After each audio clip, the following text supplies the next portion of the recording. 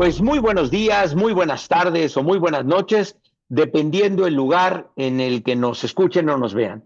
Les recuerdo a todas y todos que nos encontramos en Spotify y YouTube principalmente, pero también estamos en toda una serie de plataformas para que nos puedan ver y escuchar.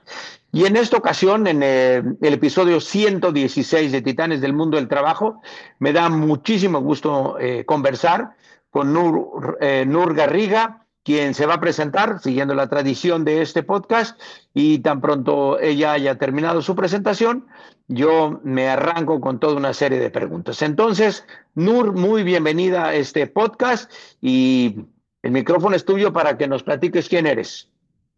Muchísimas gracias, Octavio. Un placer estar aquí contigo. Pues me presento. Como tú bien has dicho, Nur Garriga, por supuesto. ¿Cómo empecé? Pues empecé como profesora de inglés hace muchísimos años.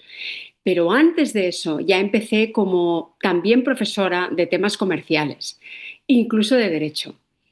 Fue precisamente cuando me licencié como traductor e intérprete, que entonces ya entré en la formación como formadora y titular, educadora principalmente de inglés, aunque también de otros idiomas, y entré en lo que es el sistema público español. Y allí estuve unos 10 años hasta que decidí lanzarme a la piscina y había un poquito de agua. Así que empecé a nadar y llevé las dos cosas durante un año. Es decir, por un lado estuve trabajando en la pública como profesora titular y por el otro estuve llevando y empezando lo que es mi empresa, que es de coaching y formación de idiomas también.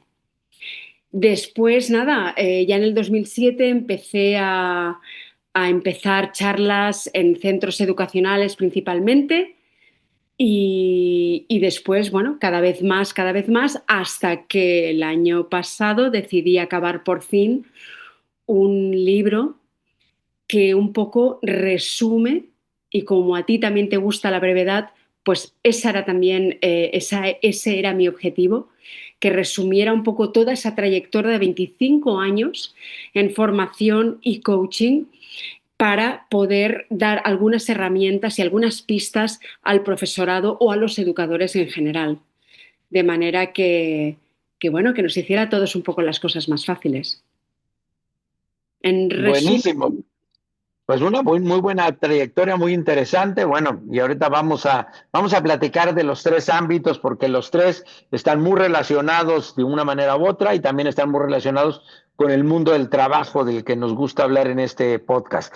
A ver, hablabas al inicio de tu formación como traductora, eh, y bueno, la importancia, tú decías principalmente el inglés, y ahora yo iba a decir como también como tendencias mundiales, pues el chino se está convirtiendo, por lo menos el chino mandarín se está convirtiendo en un idioma casi obligado en el mundo de los negocios, aunque debo reconocer que los chinos con sus dificultades, pero hablan, se defienden en el inglés. Cuando he tenido la oportunidad de estar en China versus, por ejemplo, Japón, por razones históricas y culturales, a los japoneses no les gusta hablar en otro idioma que no sea el japonés, y a los chinos sí les gusta porque les gusta hacer negocios y hacen todo por hacer esto. ¿Tú ves una transformación en el mundo de los idiomas, de los aprendizajes de los idiomas, ahora con tantas cosas de inteligencia artificial que puedes usar en tu móvil, en tu celular, en tantas cosas? ¿Cómo sientes esta transformación para ustedes como profesionales del mundo de los idiomas, de la traducción formal y oficial, a este proceso vertiginoso que estamos viendo de que pues alguien te está hablando y tú lo puedes poner el móvil, el celular, y la gente tú la oyes hablar en tu propio idioma, ¿no? ¿Cómo sientes esta transformación? ¿Cómo va a afectar a este sector? ¡buah! Gran pregunta. Has dado en el clavo. Menos mal que me dediqué a otra cosa. Resumiendo. Bien, la verdad es que cuando yo acabé la carrera fue en el 2006 y ya empezaban los buscadores, ya empezábamos a tener Google, habíamos empezado con Altavista y demás. Y me acuerdo que tuvimos que aprender el lenguaje de HTTP porque teníamos que aprender a programar. O sea, era casi Wow. vamos, el origen, ¿no? Teníamos un montón de diccionarios especializados, etcétera. ¿Qué puedo decirte? Por un lado, Internet ha crecido tantísimo que el uso de diccionarios es prácticamente innecesario, o sea, no necesitas equiparte de todos esos kilos de papel. Y además, por otro lado, nos encontramos que lo que es la interpretación, que es la parte oral, claro, con la inteligencia artificial es prácticamente te quedas fuera. Yo tengo amigos de China que he conocido en Estados Unidos y la verdad es que hablaban bastante inglés, pero ya te estoy hablando de 2016, ya tenían sus móviles con algunas aplicaciones, como por ejemplo en ese momento Google Translator, etcétera. Pero ahora directamente un amigo mío, Iván, que está justamente en Sudasia, no para de explicarme historias que algunos que aún no hablan bastante inglés utilizan su teléfono móvil y directamente se comunican. Es brutal, o sea, es casi puedes tener una conversación sin tener que pensar, es alucinante. Es alucinante. ¿Y qué pienso? Pienso que como buenos profesionales lo tenemos que aprovechar. Entonces, a la hora de traducir, pues tú en lugar de dedicarle 100 horas, según qué, le dedicarás 10 para perfeccionar todo ese contenido, sin más. O sea, si es una traducción especializada, tendrás que asegurarte de que los términos son correctos. Sin ir más lejos, el viernes pasado tuve que hacer una traducción de una carta muy seria bueno, muy formal, para un tema de educación para el gobierno del Congo y tenía que ser en francés.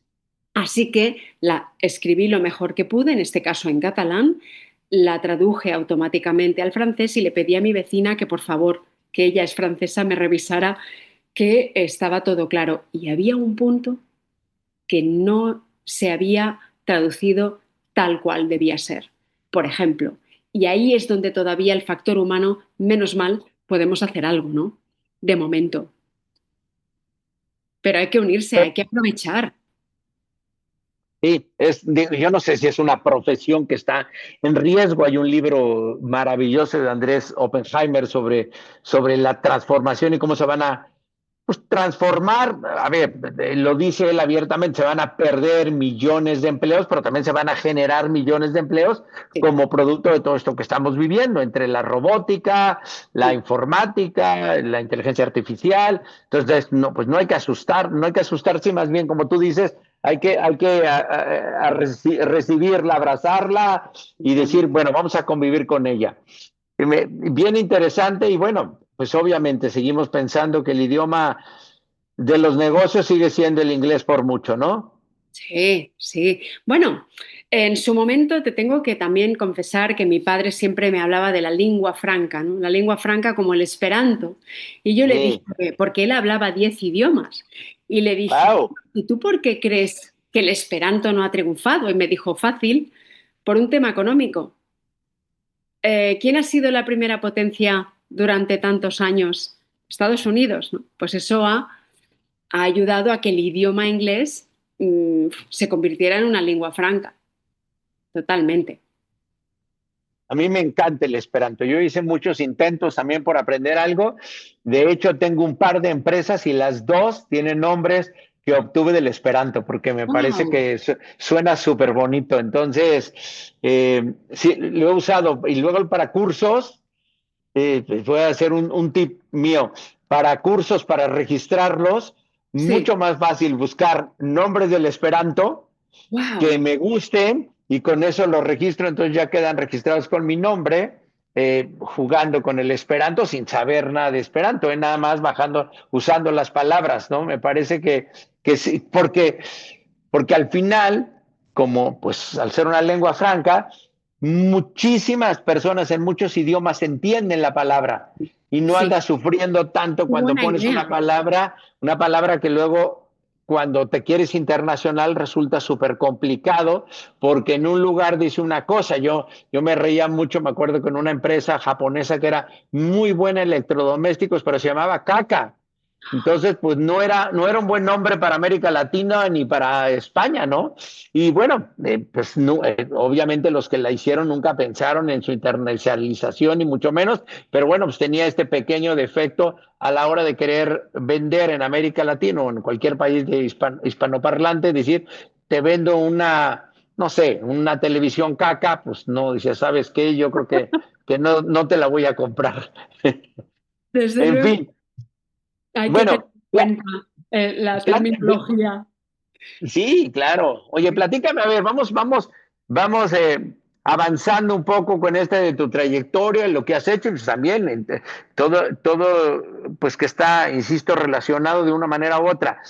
Luego te metiste a hacer coach eh, profesional y ahora lanzaste pues un nuevo coaching, porque yo voy a decirte que soy un poco enemigo del coaching porque creo que hay demasiados coaches en el mundo, creo que está lleno de fanfarrones y de gente que se vende de forma incorrecta y hacen creer que, bueno, que son los non plus ultra. Entonces, tengo mi pequeña aversión al coaching por múltiples razones y siempre cuando me dicen, oye, esto es coaching, no, no, no, jamás. O sea, soy mentor, pero no coach, y no tengo ningún problema, he escrito artículos sobre esta diferencia. Pero bueno, platícame por qué entraste a ser coach, de qué Vale, tipo de coach eres, porque hay muchos adjetivos ahora los coaches, y cuéntame de eco-coaching. gracias. Eh, Mira, Octavio, yo me di cuenta cuando hacía de profesora de inglés para secundaria y superior. Creo, si no recuerdo mal, fue en el 2009, alrededor del 2009, y pensé, ups, no es suficiente con saber inglés, no es suficiente con hacer actividades de este tipo o del otro, por amenas que fueran, no bastaba. Y te lo digo porque yo estaba además en un centro de máxima complejidad en ese momento. Me acuerdo, algunos de los alumnos realmente necesitabas y pensabas que ojalá hubiera un policía en el aula. Y no estoy exagerando, ¿eh? De verdad. Cuento alguna de estas anécdotas en el libro, o sea, es bueno, parece de risa, pero no. Y realmente fue entonces cuando pensé, no, no, tengo que aprender técnicas para aprender a dirigirme a estos chicos, ¿no? Es chicos que podían ir desde los 12 hasta los 20 y muchos y algunos 40 y muchos, porque en lo que era Wow. la formación superior, pues había también adultos con familias, ¿no? Claro. Era un reto diario. A mí me encantan los retos. Así que dije, a ver, pues empiezo de manera local a aprender y las técnicas que empecé a aprender eran de programación neurolingüística, ¿vale? Okay. Enfocadas un poco a la educación. Pero después quise conocer a Robert Bacon Dills en California, así que me sumé, me apunté al primer máster y después seguí cursando y me apunté al segundo y último máster. Y la verdad que sigo estudiando cada día, ¿no? ¿Por qué hice eso? Porque la PNL en ese sentido me daba las herramientas Ujú. ideales para poder conversar con esos chicos y chicas y motivarles y mantenerles emocionados en clase. Sin ir más lejos, este coaching educativo que empecé a implementar, al cabo de un par de meses más o menos, estoy hablando ahora del 2012, 2013, una compañera me dijo, ¿qué has hecho con estos chicos, estos grupos? ¿Los has transformado? Y entonces, bueno, pues empezamos a compartir cosas, ¿no? Y sí, sí, hay diferentes tipos de coaches, por supuesto. A mí me funciona muy bien lo que es el penelístico y también te tengo que decir que le he ido añadiendo otras disciplinas, como puede ser el tema de la nutrición, basándome en la psicología ayurvédica. Mm, mm. ¿Por qué hay tanta agresividad? ¿Qué comes? ¿Qué bebes? Jo, eso en clase es brutal. Ostras, pues me he comido un montón de pastelitos o tal, o no paro de comer golosinas, o solo tomo esto con un montón de azúcar. Bueno, pues por eso igual estás aquí y necesitas un poco bajar, ¿no? Pues eso también lo complemento. Y después más cosas, como por ejemplo el movimiento. Y ahí es donde empecé a especializarme en una parte del coaching que me apasiona, que es la comunicación no solo cognitiva, sino también la somática. cómo me expreso, qué hago para aprender, qué hago para comunicarme, cómo utilizo mi cuerpo, mi cara, ¿no? Mi rostro. Y a partir de ahí, pues he ido aprendiendo y especializándome un montón, ¿no? Hasta el punto, te tengo que decir que cada vez más puedo ayudar a más profesores en su conjunto. La mayoría son profesores, aunque no solo. Algunos son directores de diferente rango en empresas de diferente índole, ¿no? Pero tú has estado muy enfocada mucho en el tema académico, Sí. Y ahí, profesional y personalmente, y ahí te gusta estar. sí. Digamos, no estoy diciendo que sea tu zona de confort, Mm. pero ahí es donde has estado más tiempo. Sí, sin duda. Es por eso es por eso que, además, claro, es que como mínimo he trabajado 25 años en educación. Tal ¿Mm? vez no en un 100%, pero sin parar. Con lo cual es el campo que más conozco. ¿Y cómo puedo contribuir? ¿Cómo puedo contribuir a la educación? Pues observando bien qué es lo que hace falta y a partir de ahí eh, dar herramientas. Y no solo dar herramientas a los profesores, sino también a alumnos, alumnos y profesores, a todos. No, interesantísimo. Primero la experiencia esta que dices transformadora con los jóvenes y bueno, niños y jóvenes. Y cuéntanos algunas de las herramientas que usaste para esta transformación. Gracias por preguntármelo. Mira, luego ya volveremos al eco-coaching si tenemos un momento. Sí, Pero en claro. cuanto una de las herramientas, de las más sencillas, era precisamente utilizar las historias. Okay. Porque el por qué es porque cuando explicamos una historia en tercera persona, nuestros alumnos, independientemente de su edad, se pueden identificar. Y no les estás dando una lección directamente a ellos, pero como se identifican con ese personaje, se identifican con esas emociones, con esas experiencias, con ese miedo, con la sensación y emoción que sea, al identificarse y luego preguntar, chicos, ¿cómo podríamos resolver esto? El personaje se encuentra en este cajón sin salida, ¿no? En esta calle sin salida. ¿Qué podríamos ofrecerle? ¿Qué herramientas creemos que le podemos recordar que tiene para que salga de ese callejón? Y ellos mismos, bueno, aquello era brutal, porque entonces eso nos llevaba a todos a descubrir nuestras propias herramientas, nuestros puntos fuertes. Y Mm. entonces eso a mí me permitía y me permite recordarles que somos un equipo. Y de ahí lo que es la inteligencia colectiva. Yo llego hasta aquí, de momento, y tú llegas hasta allá. Ostras, tú te has dado cuenta de esto, yo me he dado cuenta de aquello, y juntos somos capaces de encontrar soluciones mejor, más big picture, ¿no? Vemos lo que es la imagen en grande y somos capaces de enfocarlo de diferentes ángulos. Y la verdad es que funciona muy bien. Se Y siente.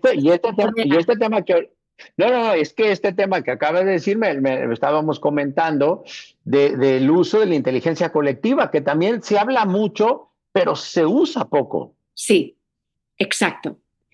Pero el profesor tiene la gran oportunidad de utilizarla a diario y de recordarles a sus diferentes alumnos de, hey, a ti que se te da bien esto, ¿por qué no piensas en algo de este estilo?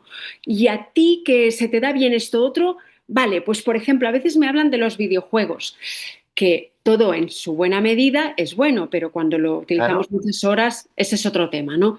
Pero, hey, ¿qué videojuego crees que puede funcionarle a un chico de 18 años para que aprenda inglés, por ejemplo?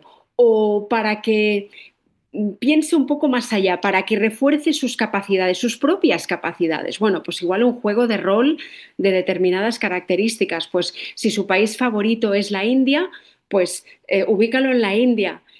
No sé, encontrar qué es aquello que es apetecible, que es atractivo y a la vez potenciar los diferentes puntos de vista Mm. de todos nuestros alumnos y funciona. Y funciona No, con adultos también, insisto. No, no, yo estoy súper convencido. Bueno, estás hablando de dos cosas que me parecen fundamentales en el mundo de hoy para el aprendizaje, pero para muchas cosas, usando mucho en ventas.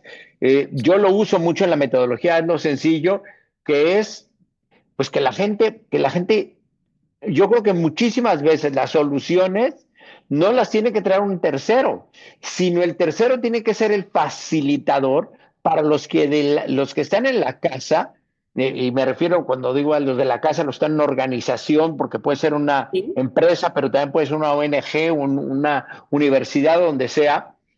Muchas veces son ellos, son ellas las que tienen las respuestas. Lo que pasa es que no han tenido un buen proceso de facilitación para que salgan a la luz, porque no están usando toda esta inteligencia colectiva junta, eh, y porque a veces nos descalificamos entre nosotros mismos, ¿no? mucho, mucho. De hecho, Octavio, mira, eso lo podríamos juntar o encajar con lo que comentábamos de un buen coach. Yo pienso que un buen coach es aquel que a través de esas preguntas es capaz de hacer que la otra persona encuentre la respuesta dentro de ella, que es justo lo que necesita.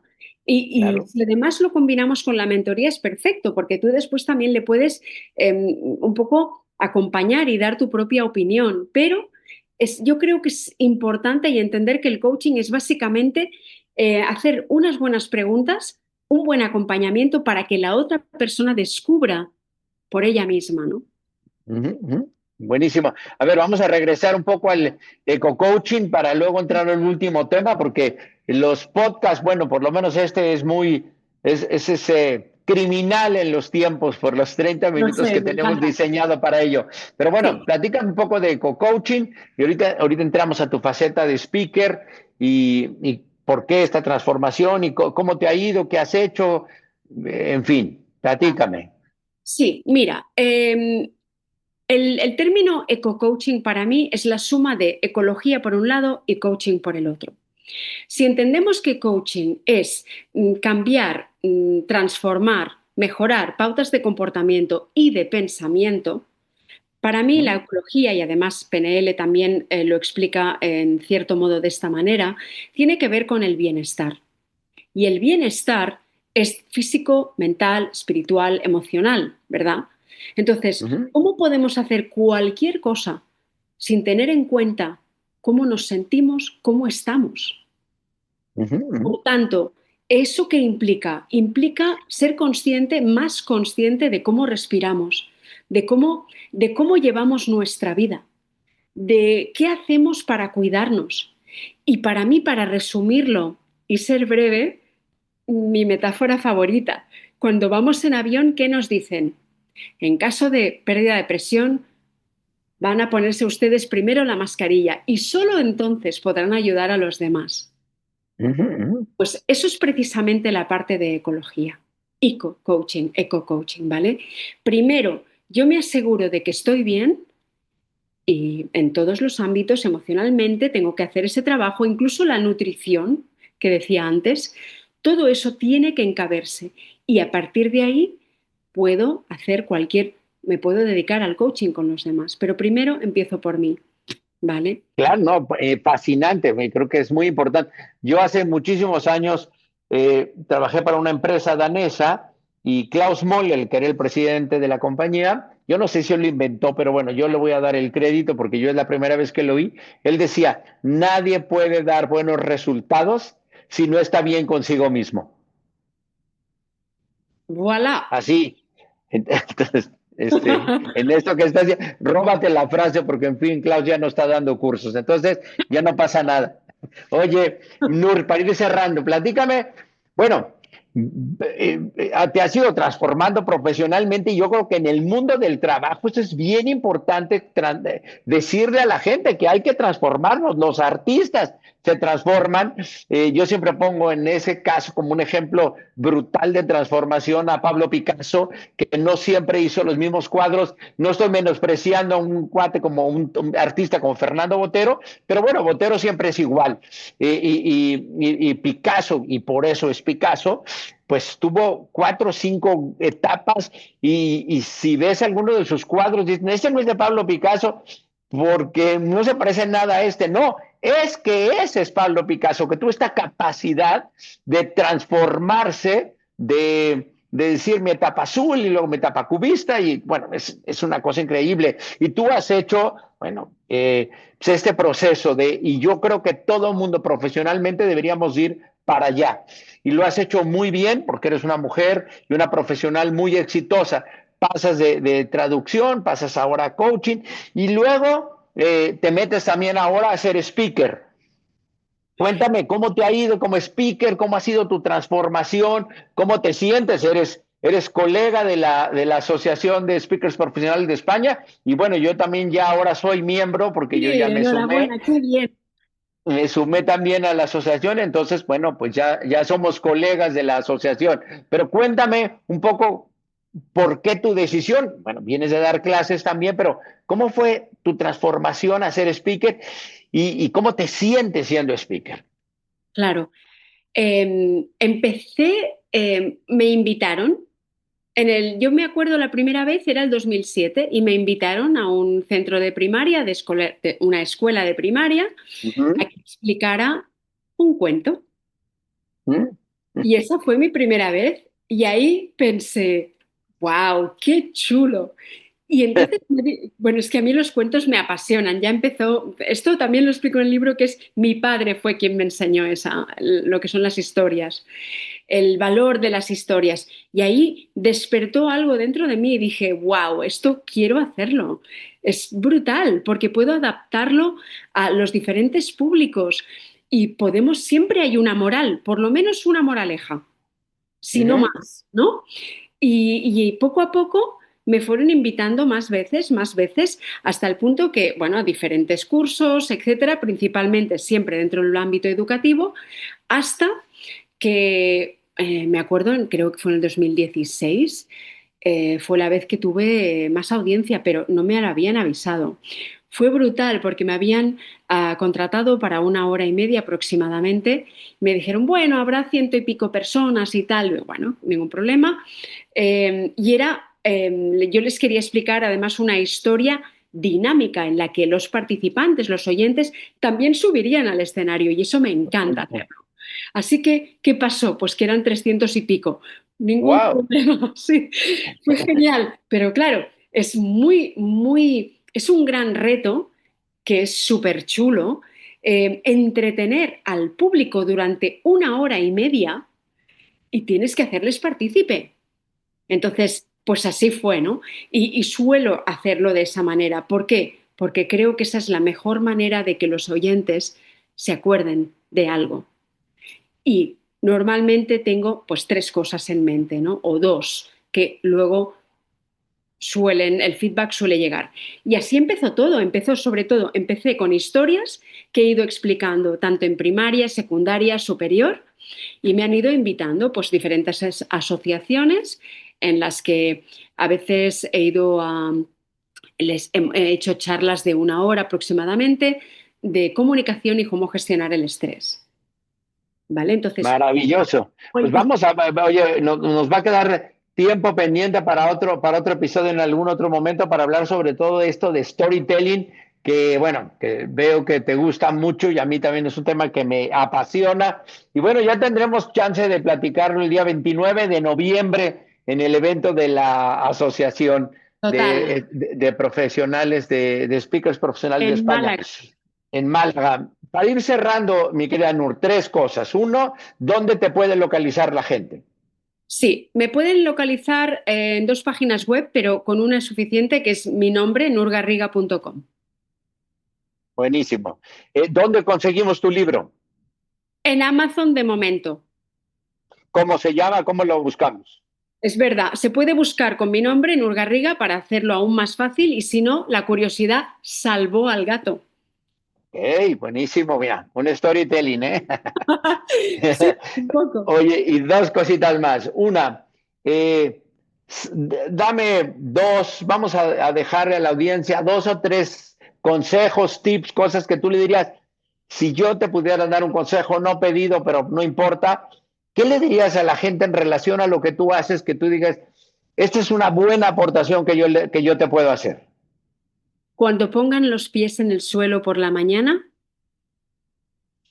que se sonrían y se pregunten en voz alta, ¿qué voy a hacer hoy para mí?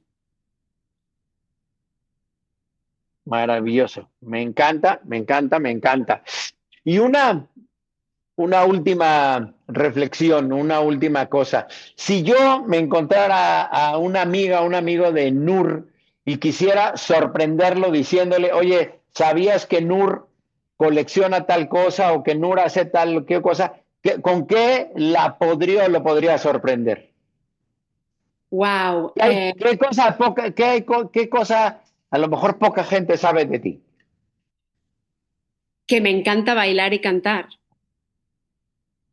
Venga, Que en su momento estaba en una orquesta de ándale. ¿De qué? ¿De vocalista? vocalista, sí, sí, ¿Y de qué vocalista cantabas? de ¿Qué vocal. qué tipo de música A cantabas? mí O me cómo? gustan muchos tipos de música, pero uno de mis favoritos es gospel y country. Dos de mis Ándele. favoritos.